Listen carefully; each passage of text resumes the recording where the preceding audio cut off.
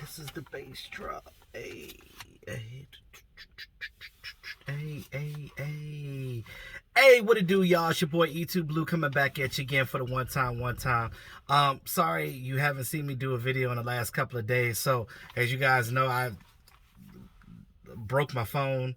I had to get a whole new phone. I had some issues with the company because I was with Sprint, and those of you that know, like, T-Mobile bought them out recently, so it's been a lot. It's been craziness going on with that, and because they got bought out by T-Mobile, a lot of people, they're like trying to upgrade their plans and do different things. Like, the merger is just crazy right now. So I just went through hell and high water with it. So this is my first video with my new phone. So the camera is really nice on this thing. The clarity is crazy. Like, you can see all the ugliness in my face right now.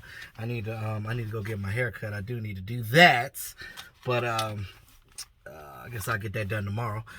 Because it's game day, guys. Monday. It's Monday. We got a Monday night game.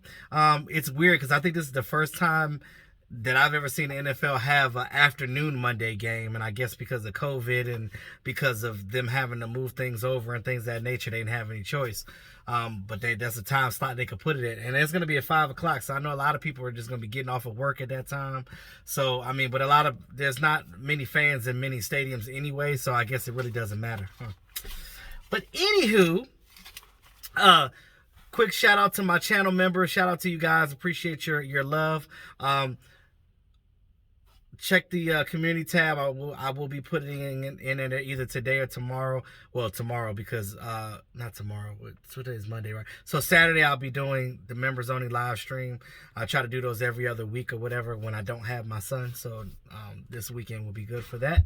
So yes, I'll be putting in the community tab about stuff like that. Some of the guys put in different topics that you want to talk that's outside of football. Remember, these member only live streams are for us getting to know each other. We could talk about other things outside, relationships, whatever, mental health, whatever you want to talk about. That's what we do. But anyway, back to the main thing at hand. So our Dallas Cowboys are playing against the Arizona Cardinals at night tonight, 8:15 Eastern. It's going to be a home game, of course, the last of the straight 3 home games we had. Told them to take advantage of that because, again, you don't get that many home games back to back like that. It doesn't really happen in your favor like that, but it helps. So Dallas Cowboys are 2-3 after coming off a win to the Giants. Now, at the time, you can say that the Dallas Cowboys beat 2 winless teams, but both of those teams actually won this weekend. So I guess they're winning teams. I guess I don't know. They won a game, so. I guess the Falcons getting rid of Dan Quinn helped because Raheem helped them get a renewed spirit around there. So the Arizona Cardinals are 3-2.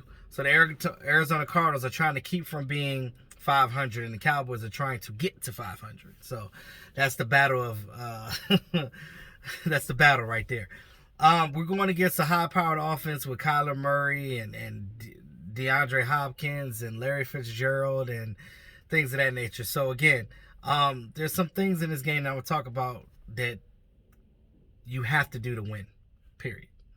So let's talk about offense, defense, passing, and rushing. So on offense, the Arizona Cardinals going into the season right now in week 6 is 21st in the league. They're 6th in defense, 22nd in passing, and 9th in rushing. Dallas Cowboys are 1st in offense because, our offense is high-powered, but our defense can't bust a grape. That's the problem. We're 16th in defense, which is, we've gotten better. I guess that Giants game definitely helped getting those turnovers. 1st in passing and 27th in rushing. We got to get better at rushing. We got to run the ball more. I know that Kellen Moore got away from the running game a little bit because of the simple fact that, we had all these fumbles and things like that. I get it, but you got to stick to that running game. You got to do that. We know that the Arizona Cardinals are going to come out thinking that we're going to run the ball, and they're going to try to stop Ezekiel Elliott. That is their main focus. But understand, they're not giving Andy Dalton enough credit, because I'm going to tell you, Andy Dalton, he's a 10-year vet. He's a starting quarterback in this league. So remember, he came to Dallas Cowboys. He chose to be a backup. He could have been a starter for another team. He could have. But he chose to be a backup for Dallas. Like I said, I think that nobody's giving Andy Dalton his just due. I think that he's going to be just fine. And whispers around Dallas Cowboys and what they've been doing in practice shows that they have a little bit more confidence in Andy Dalton than what we think of him. You know, we see the mishaps that happened with Cincinnati. He's got way more weapons here. He's got way more coverage here. Offensive line is better. Even though our offensive line isn't the best, it's still better than what he had with Cincinnati in a lot of years. So, because he had a lot of injuries with guys out there. So he's going to be good with this. And I think that if they mix the run with him running some screens and throwing the ball deep here and there, I think that that'll be good enough for the Dallas Cowboys to get this W. I really believe that. Now, the Cowboys are one of 7 teams averaging 30-plus points per game this season, and the only one currently that has a losing record. That's crazy. So we're getting production on offense, but the defense is not stepping up to do what they need to do to get better. Now, I think our defense has a renewed spirit. You know, they're learning more of the playbook of what Mike Nolan is asking of them. I still really don't understand why he's trying to turn us into a 3-4 when we have 4-3 personnel. That part I don't get. And that's the reason why you're seeing a drop-off of production. But I think that, you know, you're getting some guys back. Leighton Vander Esch is a game time decision. He's supposed to be playing. You got Anthony Brown back. Chidobe Awuzie should be coming back, if not this week, next week. You're going to have Randy Gregory next week for the Washington game. So you got some reinforcements coming. So that's going to bode well for the defense. And then eventually you'll have Sean Lee as well. So you're going to have guys coming back. You're going to have help as these guys get better and better and learning the defense and what they're supposed to be doing. But if the defense had been strong from jump, we probably would be a 3-1, 4-0 team at this point going into this game. But not exactly. Kyler Murray. For the season so far, 919 yards, 7 touchdowns, and 5 interceptions. DeAndre Hopkins, 397 yards, 1 touchdown, 39 receptions. I'm not going to talk about Dak's. He has 1,600 yards passing, but it doesn't matter because Dak is hurt. He's not playing this season, which breaks my heart. It really does. Ezekiel Elliott, 273 yards, 3 touchdowns on 70 attempts, which he has to get better at getting his 100 yardage back. Amari Cooper, 401 yards, 1 touchdown, 37 receptions, and of course CeeDee Lamb has 2 touchdowns. So you look at our offense, I really don't have any qualms against that. You look at our wide receiver core, everybody's good. You see the way they played Cedric Wilson in that game, had him on a bunch of bubble screens and put him in motion and things of that nature. So you did a lot of things with that. Your backups were playing well, good to go. Terrence Steele, Brandon Knight played all right in that game. Tyler Badish playing really good in that middle at center. So, you know, if they keep getting stronger and stronger like this, we can make a run to come back. Because I guarantee you, as weak as our position, our division is, if you beat all the teams in the division, you got it. Just that alone, you know. But you want to get this Arizona Cardinals game because you want to get to 3-3. You want to get to that 500 mark so you can continue to gain that confidence to get up to where you need to be. Kyler Murray, talk about him for a second. He's a slippery son of a bee. He's a short guy too, so he could get in that pocket back there. Because I watched some of their tape. He can go back there. He could sit in that pocket and he could just run around. Again, you got that RPO. Watch him running. He can get like a Lamar Jackson, but a smaller version. And he's a quick, shifty guy. He can hide through those guys and hide through them tackles and be gone. You know what I mean? You got to watch out for that. And then he'll beat you down. He can throw that ball too. He'll beat you deep. He'll throw that ball deep to D-Hop. D-Hop can grab that ball in anywhere. He's like Megatron out there. He can grab that ball and come down with it. That's what he does. He makes those acrobatic catches. That's what he does. So, you know, my whole thing is to stop that. And I know some people made the suggestion, well, maybe we should spy. No, because if you use somebody to spy, that's going to take away what you need on defense to make sure that they're tackling and doing what they need to be doing. So I don't think you want to do that. Now, if LVE is playing this game, you might could get him to do that, but not Jalen Smith, because you need Jalen sideline to sideline to make sure he's tackling these running backs and receivers and things of that nature. So,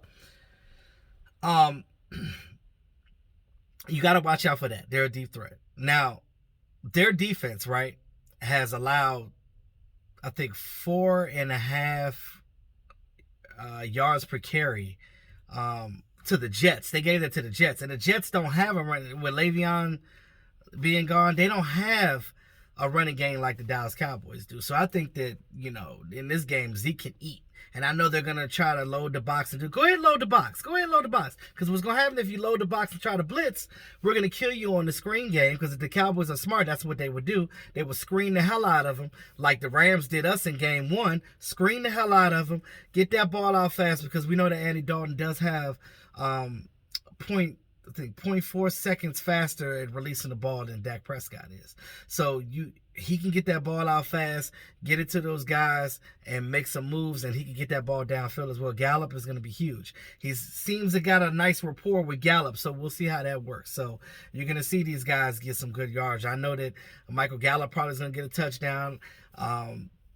And C.D. Lamb is probably going to be doing it again. They'll probably get Amari Cooper on some of these little slant routes and things of that nature, because they're going to be looking for Amari Cooper, because they're always going to bracket him because he's our number one, and he's our best,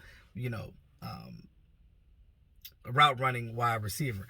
But again, we got too many weapons. You can't stop everybody. So if you look at firepower to firepower, Dallas Cowboys definitely have enough grit to win this game. Even without Dak Prescott, I think that this team can still win this game.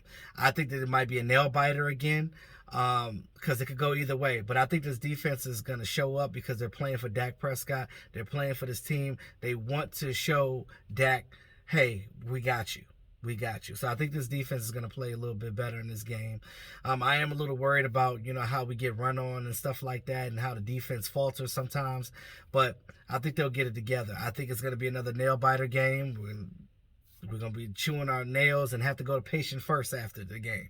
But those are the keys to victory. You got to stop Kyler Murray. You got to make sure he's not running out of the pocket. You have to collapse that pocket for him. You got to get him, apply pressure. Remember, I tell you guys, stay focused, lane integrity. Stay in your lane. Don't get washed out of the play like sometimes they do when they're rushing the quarterback. They get the offensive lineman be pushing them all out the way. Kyler Murray has lanes to run up and throw the ball deep. That's what you don't want. When you get him in there, you have to contain him. If you contain him, slow him down, then you'll be able to beat them on you can beat their offense. On our offense, quick screens, running the ball, fundamentals will beat them. Fundamentals. You can add a little bit of trickery here and there, but fundamentals will beat them. And those are the keys right there. That's the best thing I can do. Now they got Buda Baker back there. They got Patrick Peterson, but Patrick Peterson is not going to be. He might, if he follows Amari Cooper, that's cool, because these other guys cannot hold these other wide receivers. So it's going to be one-on-one coverage all day. So keep feeding the ball, and I think that's how you win this game. Final score, I would say, Cowboys 31, Arizona 27. So Cowboys eke it out. So that's my score predictions for the game. That's what I had to talk about for the game. Hopefully that, what I said has come true in this game and we win and we don't have to talk about anything else. So with that being said, y'all, it's your boy E2 Blue, always keeping it real. Talk to y'all soon.